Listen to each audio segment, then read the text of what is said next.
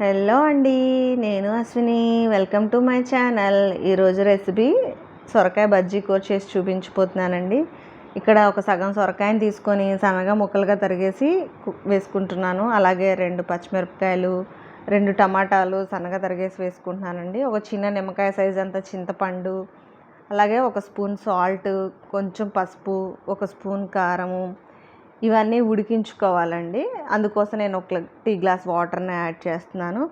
ఇవన్నీ వేసేసి కుక్కర్ మూత పెట్టేసుకొని ఒక 2 విజిల్స్ వచ్చేంత వరకు ఉడికించుకుంటున్నాను మీడియం ఫ్లేమ్లో. ఇవి ఉడికిన తర్వాత తీసేసి వీటిని మెదుపుకోవాలండి.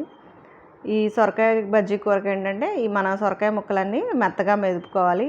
ఈ బజ్జీ కూర చేయాలంటే లేత సొరకాయ తీసుకోవాలండి. నేను ఒక లేత సొరకాయ తీసుకున్నాను, అందులో హాఫ్ క్వాంటిటీతో చేస్తున్నాను అనమాట. ఇలా మెదుపుకొనేసి పోపు పెట్టుకుంటామండి. మనం ఏంటంటే ఇది రైస్లోకి, రోటీలోకి చాలా బాగుంటుంది. స్టవ్ మీద గిన్నె పెట్టేసుకొని ఆయిల్ వేడైన తర్వాత 1 స్పూన్ పోపు దినుసులు, 5-6 వెల్లుల్లి గర్భాలు వేసేస్తున్నాను దంచేసి. అలాగే ఒక మీడియం సైజు ఉల్లిపాయను కట్ చేసి వేస్తున్నానండి, ముక్కలుగా చేసేసుకొని. తర్వాత ఒక రెమ్మ కరివేపాకు యాడ్ చేస్తున్నాను. ఇవన్నీ కలిపి బ్రౌన్ కలర్కి వచ్చేంత వరకు వేయించుకోవాలండి. పోపు అనేది బాగా వేగితేనే కూర రుచి అనేది బాగుంటుందండి. ఈ సొరకాయ ఏంటంటే లేతగా ఉన్నది తీసుకోవాలి, లోపల గింజలు తీసేసి ఉడికించుకోవాలండి.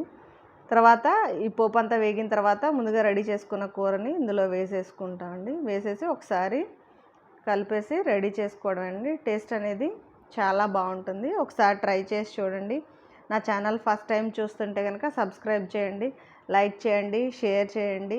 Thank you so much.